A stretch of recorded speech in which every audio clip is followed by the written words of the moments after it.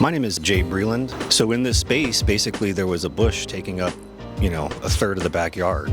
So my first thing when I moved in was essentially get rid of that.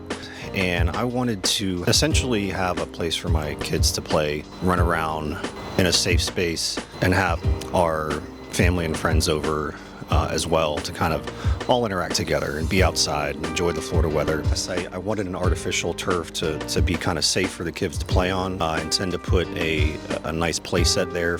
Hopefully they'll create some memories back here with us, roasting some marshmallows and having a good time.